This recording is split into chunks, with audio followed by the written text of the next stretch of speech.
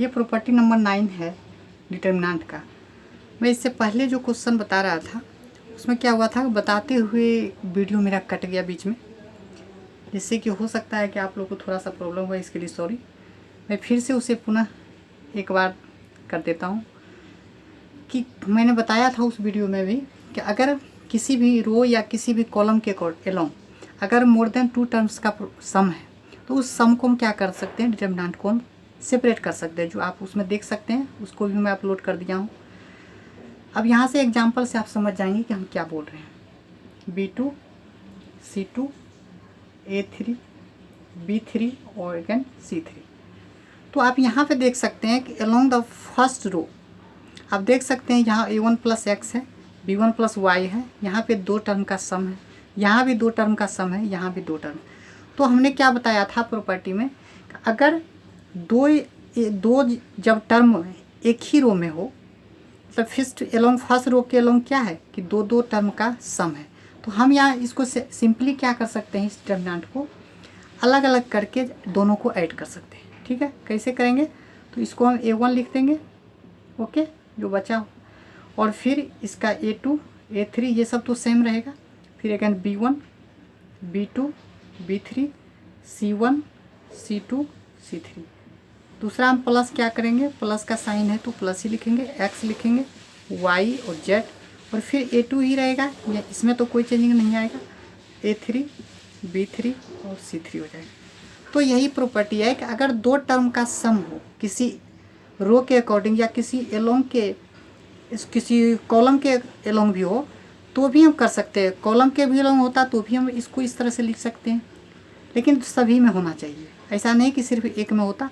हाँ, अगर एक में रहेगा तो आप सिंपली यहाँ पे B1 प्लस 0 कर सकते हैं, आप उस तरह से भी कर सकते हैं। ठीक है, तो यही था ये प्रॉपर्टी 9 नंबर। एक एग्जांपल और लेते हैं हम इससे, जैसे एक एग्जांपल मैंने और लिया यहाँ पे, जैसे देखिए यहाँ पे क्या है कि 3 टर्म का सम है, एक A1 है, फिर अल्फ़ा 1 B1 बीटा 1, अगेन फिर देखिए A2 plus alpha 2 plus beta 2 A3 plus alpha 3 plus beta 3। अब ये क्या है कि फर्स्ट कॉलम के अलोंग 3 टर्म का सम है, तो हम क्या करेंगे, इसको 3 कॉलम में इसको ब्रेक कर देंगे, फिर डिटर्मिनेंट में हम इसको क्या करेंगे, ब्रेक कर देंगे, अब प्लस कर देंगे, फिर अगेन वही डिटर्मिनेंट का इस डिटर्मिनेंट का जो वैल्यू आएगा, इसी डिटर्मिनेंट तीनों को जब हम प्लस वैल्यू निकाल के भी ऐड करेंगे तो वही सेम वैल्यू आएगा।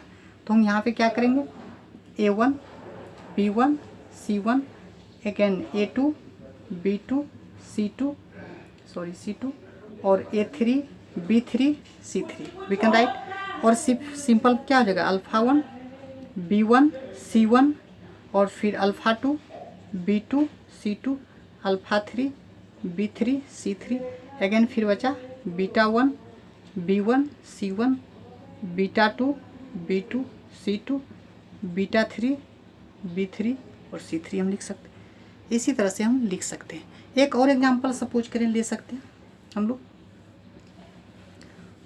उसको हम सपोज कीजिए कि ये एग्जांपल है, इसमें क्या है कि प्लस करके ही लिखा हुआ है 2 का, तो हम क्या कर सकते हैं, तो XY Z है, मान लिया जाए UV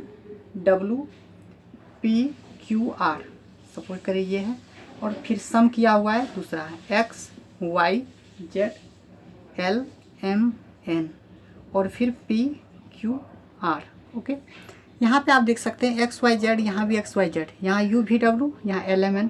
यहाँ पे क्या है कि इस सेकेंड रो के अलोंग ये वैल्यू चेंज हो रहा है।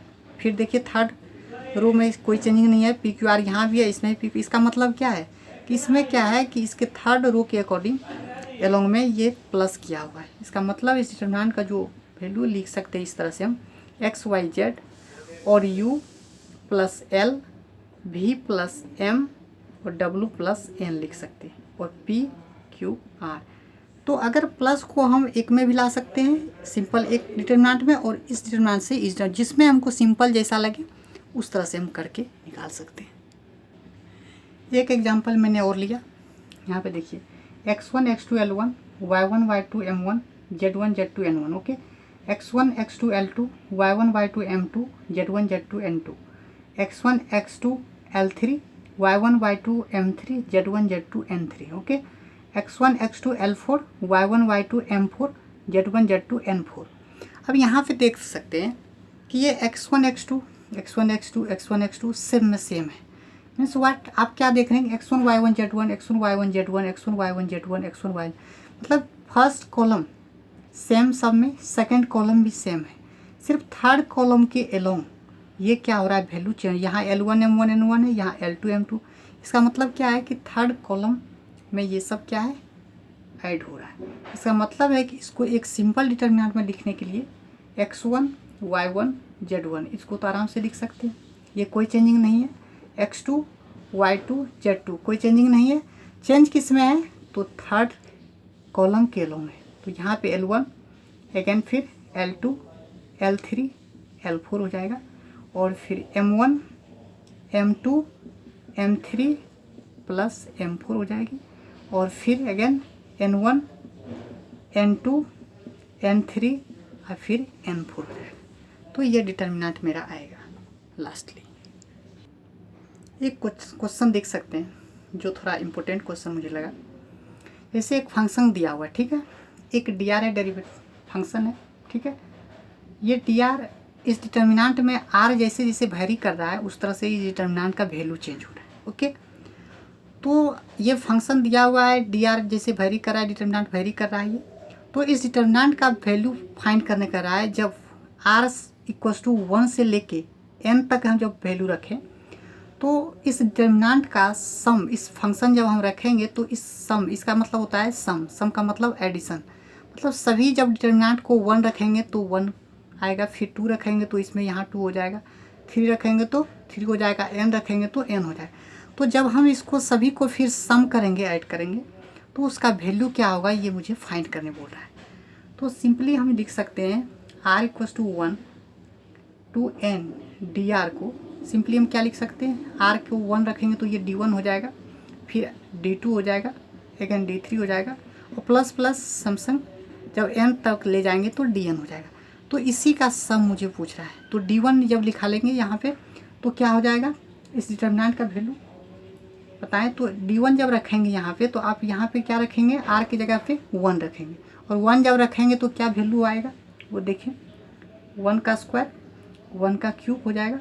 n तो सब में कॉन्स्टेंट है, n तो वही रहेगा, सेम रहेगा, 2n माइनस 1 3n प्लस 2, और अगेन 1 2n प्लस 1 बाय 3 और n into n plus 1 by 3 हो जाएगा। ओके, ये हुआ फर्स्ट।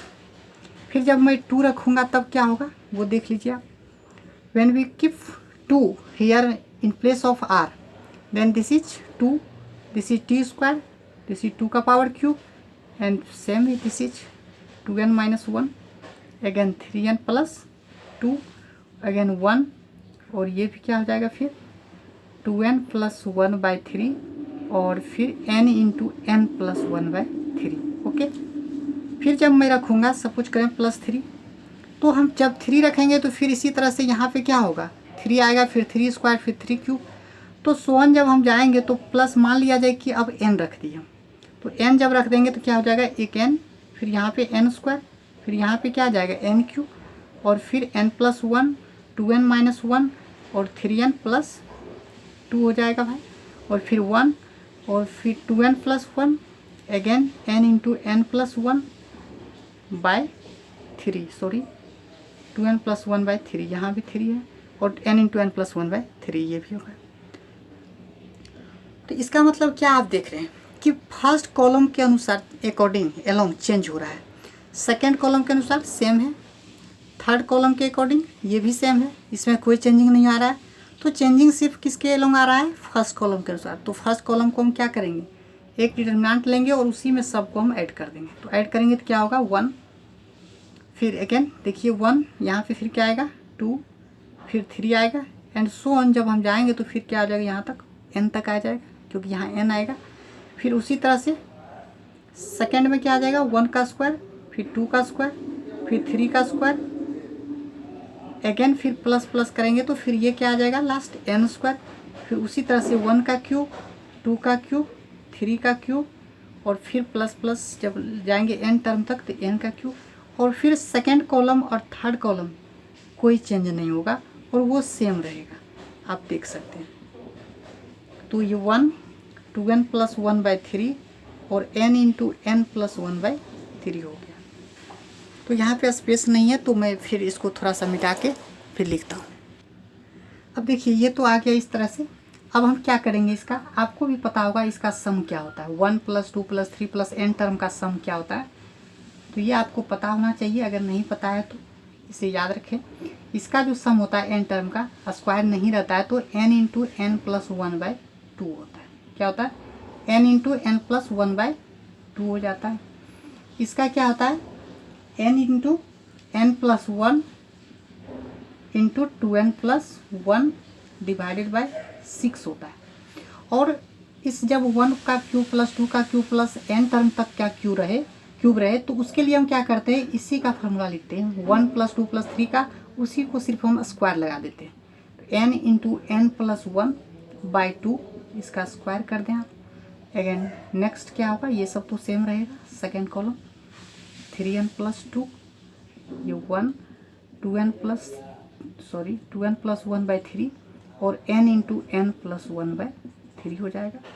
अब मैं क्या करता हूँ, n इंटू n प्लस 1/2 सभी से कॉमन ले लेता हूँ यहाँ पे। तो देखिए क्या बचेगा, n into n plus 1/2 common ले लिया।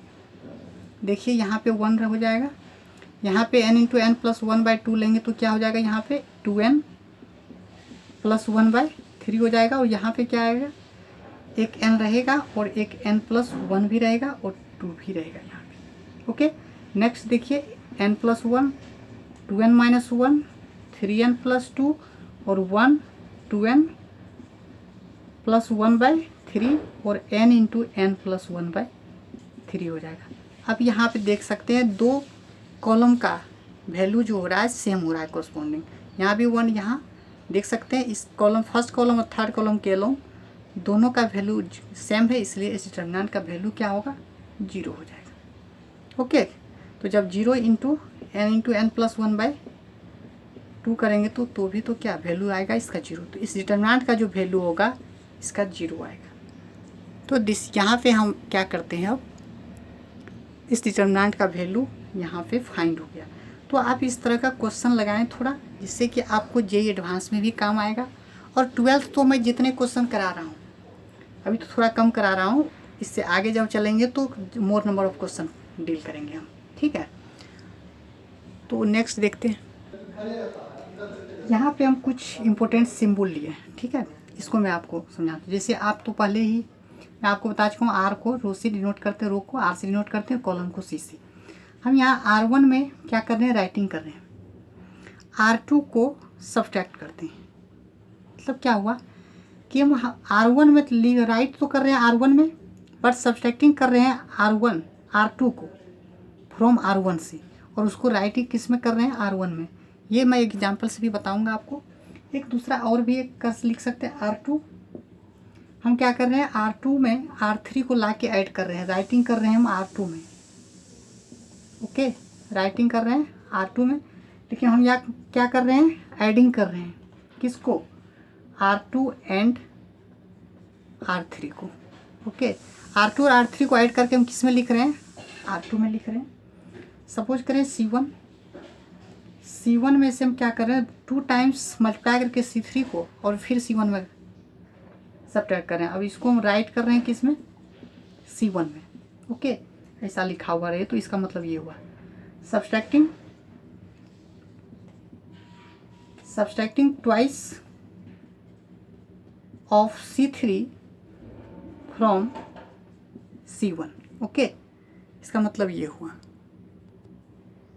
एक लास्ट इम्पोर्टेंट प्रॉपर्टी है जिसको हम बहुत यूज करते हैं, 12th में भी इसका बहुत यूज है।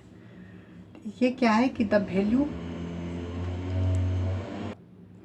एक प्रॉपर्टी, ये लास्ट प्रॉपर्टी आपका, कि the value of determinant does not change when any row और column is multiplied by a number and added to और subtracted from any other row और कॉलम। जब हम किसी डिटर्मिनेंट में किसी भी नंबर से मल्टीप्लाई करें और उसे ऐड या सब्सट्रैक्ट किसी अदर रो और कॉलम के साथ किया जाता है तो इस डिटर्मिनेंट का वैल्यू चेंज नहीं होता है। तो हम भी इसको भी हम एक एग्जाम्पल से ही समझते हैं। तो अब देखें, अब उस प्रॉपर्टी को 10 नंबर के प्रॉपर्टी को आप कैसे समझेंगे। मान लिया जाए हम एक डिटरमिनेंट लिए A1 B1 C1 A2 B2 C2 A3 B3 C3। अब हम इसको क्या कर रहे हैं, ऑपरेट कर रहे हैं C1 में, राइटिंग करेंगे हम C1 में, लेकिन C1 प्लस 4 C2 करके, मतलब C2 में 4 से मल्टीप्लाई करते हैं और फिर उसको क्या करते हैं हम C1 में राइट करते हैं। ठीक है, तो सपोज करो कि मैंने मान लिया कि ये वैल्यू चेंज हो गया डिटरमिनेंट का। ओके, तो डेल डैश मान लेते हैं और हम क्या करते हैं 4 को मल्टीप्लाई करते हैं C2 में और उसको राइट किस में करेंगे, C1 में ऐड करेंगे, C1 में लाके। तो A1 plus 4B1 A2 plus 4B2 A3 plus 4B3। Okay, again ये तो उतना ही रहेगा B1 B2 B3 C1 C2 C3। Okay, अब हम आपको बताए थे प्रॉपर्टी, क्या बताए थे कि अगर 2 का सम हो या 3 का तो हम क्या करते हैं 2 या 3 में डिटरमिनेंट में चेंज कर देते हैं उसको प्लस करके। यहाँ भी प्लस है इस फर्स्ट कॉलम के लोग, तो हम क्या करते हैं इसको सेपरेट कर देते हैं 2 डिटरमिनेंट में। तो A1 लिखेंगे A2 लिखेंगे और A3 again B1 B2 B3 C1 C2 C3 plus again जो नेक्स्ट क्या हो जाएगा 4B1 4B2 4B3 B1 B2 B3 C1 C2 और C3। ओके, अब आप देख सक रहे हैं यहाँ पे ये तो ठीक है, उतना ही रहेगा A1 A2 A3 B1 B2 B3 C1 C2 C3। Next अब देखिए यहाँ पे 4 क्या है, सब में कॉमन है, तो इसको 4 को क्या कर सकते हैं, कॉमन ले सकते हैं, किसी भी मल्टीप्लाई रहता है किसी कॉलम के लोग। तो B1 B2 B3 और फिर again B1 B2 B3 C1 C2 C3। अब आप यहाँ से देख सकते हैं फिर प्रॉपर्टी आपको बताए थे डिटरमिनेंट में कि अगर दो किसी भी रो या कॉलम का अगर 2 रो या कॉलम में सेम एलिमेंट हो जाए, वैल्यू सेम हो जाए एलिमेंट का, तो वो भी डिटरमिनेंट का वैल्यू क्या होता है 0, या तो कांस्टेंट ऑफ 0 हो जाए किसी भी एक एलोंग रो के या कॉलम के तो भी हो जाएगा, या तो फिर 2 रो या 2 एलिमेंट का वैल्यू कांस्टेंट हो जाए, मतलब 0 नहीं हो तो कांस्टेंट रहे तो भी वैल्यू 0 हो जाता है। तो आप यहाँ पे देख सकते हैं ये कॉलम फर्स्ट और कॉलम सेकेंड दोनों में वैल्यू क्या हो रहा है 0 सेम हो रहा है, इसका मतलब इस डिटरमिनेंट का वैल्यू क्या हो गया 0, इसका मतलब वो डिटरमिनेंट आ चुका, फिर ये प्लस 0, तो ये डेल्टा डैश का भी वैल्यू क्या हो गया उसी डिटरमिनेंट का। तो आफ्टर चेंज करने के बाद भी जब मैंने C1 में क्या किया 4 C2 से मल्टीप्लाई करने के बाद भी कोई डिटरमिनेंट में चेंजिंग नहीं आया, मेरा सेम डिटरमिनेंट था, इसलिए हम ये प्रॉपर्टी बोलते हैं कि किसी भी डिटरमिनेंट में कोई चेंज नहीं आएगा अगर किसी रो में किसी नंबर से मल्टीप्लाई कर दिया जाए और उसको अदर रो में या कॉलम में जाके ऐड कर दिया जाए या सब्ट्रैक्ट कर दिया जाए। तो ये मेरा एंड हुआ यहाँ पे। नेक्स्ट फिर नेक्स्ट लेक्चर जो मेरा पार्ट आएगा वो फिर सुन आएगा, आप वेट करें और जो भी मैं अभी तक प्रोवाइड किया हूँ उसको सभी को देखें और उसका नोट बनाएं प्रॉपर, और जितने भी मैंने क्वेश्चन भी कराता हूँ उस क्वेश्चन को भी करें, और आप NCERT के बुक को भी क्वेश्चन को साथ साथ करते जाएं। बाय। एक नोट है, ठीक है, 10 एलिमेंट जो 10 आपको प्रॉपर्टी बता चुके हैं उस प्रॉपर्टी का एक थोड़ा सा आप देख सकते हैं यहाँ पे थोड़ा कन्फ्यूजन हो सकता है आपको, तो इसलिए मैं एक नोट थोड़ा सा आपको दे रहा हूँ, इसको भी याद रखिए आप कि द रो और column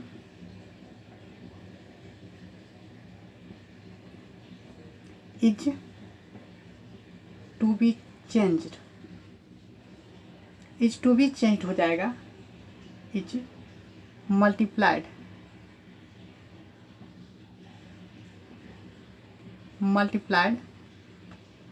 by k, we should divided by k। देखिए रो या कॉलम चेंज होगा अगर आप किसी रो या कॉलम में मल्टीप्लाई करते हैं तो वो चेंज हो जाएगा डिटर्मिनेंट। इसके लिए हम क्या करेंगे, उसको सेम रखने के लिए हम क्या करते हैं, जितना से मल्टीप्लाई कर रहे हैं आप किसी भी रो और कॉलम में, उसी नंबर से आप क्या करें, डिटर्मिनेंट के बाहर में आप उससे डिवाइड कर दें, जिससे कि वो बैलेंस रहे। लेकिन अगर अदर रो में मल्टीप्लाई करके दूसरे और फिर फर्स्ट किसी भी रो में मल्टीप्लाई करके और फिर अनदर रो में अगर सब्ट्रैक्ट या प्लस करते हैं तो वैल्यू चेंज नहीं होता है। बट अगर आप सेम किसी रो में मल्टीप्लाई कर रहे हैं तो उस डिटर्मिनेंट का वैल्यू चेंज होगा। उसके लिए आपको सेम रखने के लिए हम क्या करते हैं, उस डिटर्मिनेंट में बाहर में क्या करते हैं, उसी जितना से आप मल्टीप्लाई किए हैं किसी रो के लो या किसी कॉलम के लो, उसी नंबर से आप फिर डिवाइड भी करते हैं, तो आपका चेंज नहीं होगा। जैसे अब आप एग्जांपल देख सकते हैं, एक डिटर्मिनेंट है U V W and L M N X Y Z, suppose करें ये, ठीक है। हमने क्या यहाँ कर रहा हूँ, इसमें सपोज करें इस डिटर्मिनेंट में,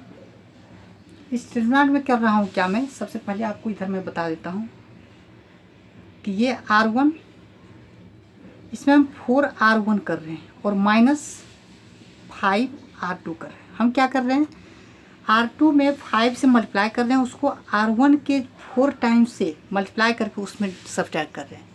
तो मैंने अगर ओनली 4 नहीं लगाता R1 में और ओनली मैं करता यहाँ पे ऑपरेट करता है कि सिर्फ R2 में 5 से मल्टीप्लाई करके और R1 में से सब्ट्रैक्ट कर देता, तो मेरा डिटर्मिनेंट का वैल्यू चेंज नहीं होता। बट यहाँ पे मैंने क्या कर रहा हूँ कि R2 में तो 5 से मल्टीप्लाई किया, बट ये 4 R1 में भी मैंने क्या किया, 4 से मल्टीप्लाई कर दिया। तो यहाँ पे जब आप सेम में इसी R1 में मल्टीप्लाई भी कर रहे हैं और इसी R1 में भी राइट कर रहे हैं, तो आपका डिटर्मिनेंट का वैल्यू चेंज होगा। इसलिए आपको ये वाला वैल्यू जो 4 है, इससे आपको डिवाइड करना होगा डिटर्मिनेंट में, जिससे कि आपका वैल्यू डिटर्मिनेंट का चेंज नहीं हो। बट अगर आप ओनली वन ऑपरेशन सिर्फ R2 में 5 से मल्टीप्लाई करके R1 में सब्ट्रैक्ट करते, तो आपको किसी भी टर्म से डिवाइड करने की आवश्यकता नहीं थी। तो यहाँ से अब क्या करेंगे, 4u -5l, again 4v -5m और फिर 4w -5n LMN। सिर्फ मैंने फर्स्ट रो के अलोंग किया, XYZ, ये हो गया। एक और नोट्स है जिसको आप याद रखें, more than one operation can be used simultaneously but at least one row और column must remain unchanged. Means आप मोर देन वन ऑपरेशन कर सकते हैं, बट एटलीस्ट आपको एक रो या एक कॉलम, एटलीस्ट मतलब कम से कम एक रो या एक कॉलम को अनचेंज, मतलब उसमें कोई चेंज नहीं करना है आपको, ठीक है। तो ये बात ध्यान रखेंगे आप। एक चीज़ अब यहाँ पे करना है क्या, अब वैल्यू कैसे हम डिटर्मिनेंट का फाइंड करेंगे प्रॉपर्टी को यूज करके, ठीक है। सबसे मेन ये होता है, और इस मेथड को आप यूज करके 12th में बनाएंगे, नहीं तो आपका नंबर क्या होता है 12th में काट लिया जाता है, ठीक है। तो आप प्रॉपर्टी को यूज करके अगर बनाएंगे तो आपको फुल में फुल मार्क्स दिया जाएगा, ठीक है। तो यहाँ पे कैसे हम करेंगे इसका स्टेप मैं बताने जा रहा हूँ, ठीक है। स्टेप 1 कैसे हम करते हैं, सबसे पहले क्या करना है, आपको ट्राई करना है कि हम किसी रो और कॉलम में ऑल एलिमेंट्स को 1 ले आए, ठीक है। Try to make all the elements of any row or column as 1। Okay, क्या करना है, या तो किसी भी रो के अलोंग या किसी कॉलम के अलोंग ऑल एलिमेंट को किसी भी एक रो या एक कॉलम में 1 बनाने का प्रयास करना है। जैसे दैट इज, इसका मतलब ये देखिए, इसका मतलब ये हुआ कि या तो इस रो के फर्स्ट रो के अकॉर्डिंग बना लिए हमने, उसके बाद यहाँ पे क्या आया उससे कोई मतलब नहीं, ओके, कुछ भी आ सकता है, बट फर्स्ट रो के किसी भी एक फर्स्ट रो में हो या फिर अगेन फर्स्ट किसी भी कॉलम में हो जाए। ऐसा नहीं कि मैं फर्स्ट रो में बोल रहा हूँ तो फर्स्ट रो में नहीं, किसी भी रो में हो सकता है और किसी भी कॉलम में भी हो सकता है, ओके। तो आप ध्यान देंगे इस पर। ये हो जाने के बाद आप क्या करेंगे, स्टेप टू क्या करेंगे, ऑपरेट करेंगे। उसके बाद क्या ऑपरेट करेंगे, अगर आप इस तरह बना लिए हैं, अगर रो के अलोंग बना लिए तो आप क्या करेंगे, इसमें C1 में से क्या करेंगे, C1 माइनस C2 करेंगे और C1 में राइट करेंगे। एंड फिर क्या करेंगे, एंड C2 माइनस C3 कर देंगे। तो क्या होगा, आपको इजीली फाइंड हो जाएगा। क्या होगा इसमें, अगर इसको करेंगे तो ये 0 हो जाएगा। फिर फर्स्ट रो में, सेकंड रो में से थर्ड कॉलम को जब सब्ट्रैक्ट करेंगे तो ये भी 0 हो जाएगा। तो सिर्फ एक यहाँ पे बचेगा और इसके अकॉर्डिंग फाइंड कर लेंगे, और ये तो फाइंड करना नहीं पड़ेगा। तो ये क्या होगा, इसका वैल्यू निकालने में मुझे सिंपल होगा। अगर ऐसा आया तो अब क्या करेंगे, हम यहाँ पे ऑपरेट करेंगे क्या चीज़, तो हम क्या करेंगे, R1 में राइटिंग करेंगे और R1 में से R2 को सब्ट्रैक्ट कर देंगे। एंड R2 में राइटिंग करेंगे, R2 में से R3 को सब्ट्रैक्ट करेंगे। ये बहुत इंपॉर्टेंट प्रॉपर्टी है, आप याद रखेंगे और इस मेथड को यूज जरूर करेंगे आप। और स्टेप 3 में आप क्या करेंगे, एक्सपेंड करेंगे डिटर्मिनेंट को। ठीक है, expand the determinant, short form along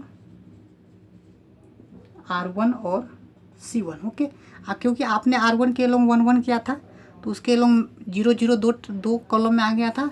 जब आप थर्ड सेकेंड ऑपरेशन करने के बाद तो आप क्या करेंगे, R1 के अकॉर्डिंग एक्सपेंड कर देंगे, तो आपका डिटर्मिनेंट का वैल्यू इजीली आ जाएगा। और अगर C1 सेकेंड और के बाद के केस वाला अगर आ रहा था, अगर आपने कॉलम के अकॉर्डिंग किए होंगे तो आप C1 के अकॉर्डिंग कर सकते हैं। तो इस मेथड को यूज करें। और आप, जिसे मैं एक एग्जांपल लेता हूँ जिससे कि आप क्लियरली अंडरस्टैंड करेंगे। इसी प्रॉपर्टी को यूज करते हुए मैं बनाता हूँ।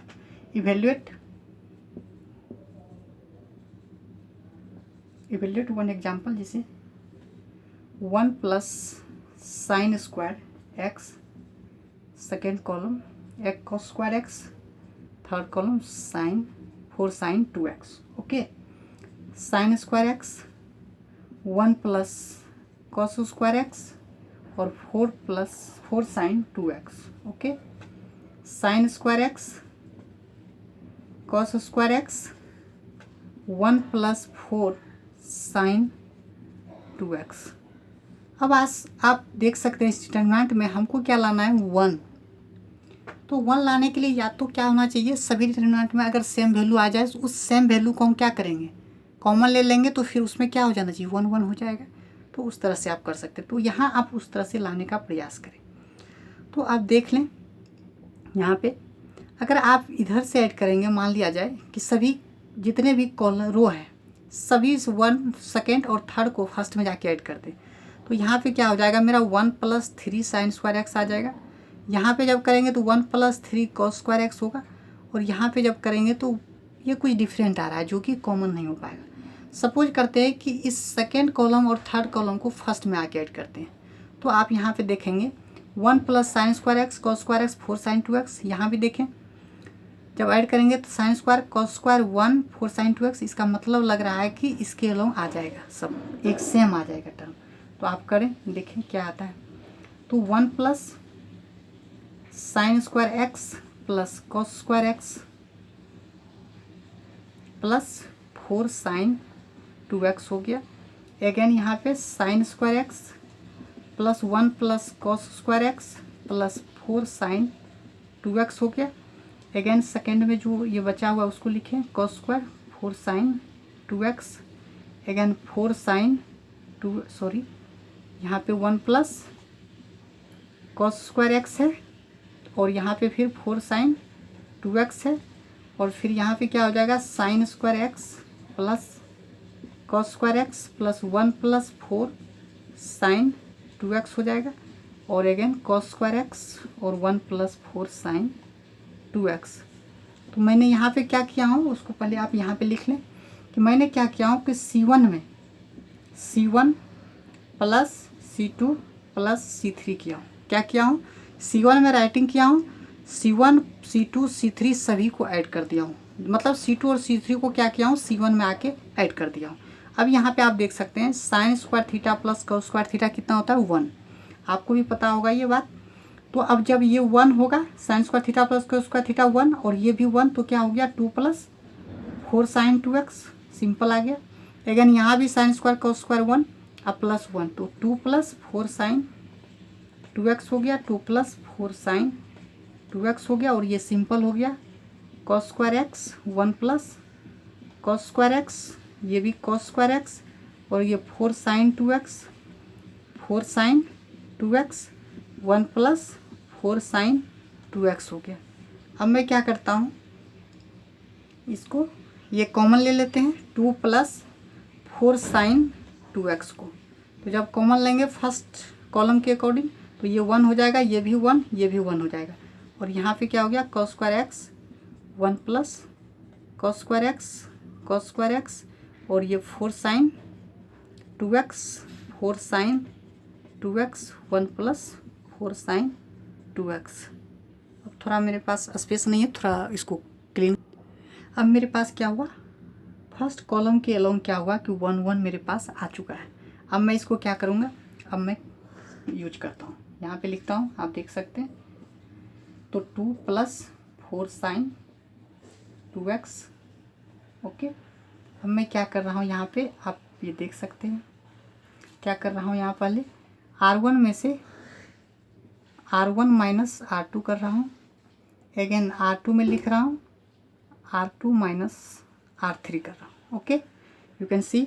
अब मैं क्या करूँगा, 1 में से 1 जाएगा तो ये 0 हो जाएगा, आप यहाँ पे देख सकते हैं ये -1 हो जाएगा, और यहाँ पे भी 0 हो जाएगा। ओके, अब ये 1 ये भी 0 हो जाएगा, और ये क्या हो जाएगा 1, और ये क्या हो जाएगा आपका -4 sin 2x हो जाएगा, सॉरी ये तो -1 हो जाएगा। ओके, ये भी -1 हो जाएगा, यहाँ 1, यहाँ cos स्क्वायर, थोड़ा इंक नहीं चल रहा है सही से, cos स्क्वायर x हो जाएगा, और ये क्या बचा यहाँ पे 1 + 4 sin 2x हो जाएगा।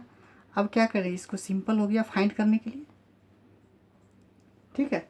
अब सिंपल क्या हो जाएगा, हो गया। अब मैं क्या करूँगा, इसके अलोंग सबसे नंबर ऑफ 0 ज़्यादा है, या इसके अलोंग भी कर सकते हैं, बट इसी के अलोंग में करता हूँ, तो ये क्या हो जाएगा, इसके अलोंग लेता हूँ 2 + 4 sin 2x, और आप देख सकते हैं यहाँ पे साइन कन्वेंशन यूज करना चाहें तो थर्ड रो फर्स्ट कॉलम, इसका मतलब इवन आ रहा है, ऐड करेंगे रो और कॉलम को, तो इसका मतलब इसका साइन कन्वेंशन क्या आ जाएगा +1 में, तो +1 हो गया, और फिर इसका डिटर्मिनेंट वैल्यू, तो क्या बचेगा, इसका फर्स्ट जिसमें है उसको क्या करते हैं, रो और कॉलम को रिमूव करके -1 0 1 -1।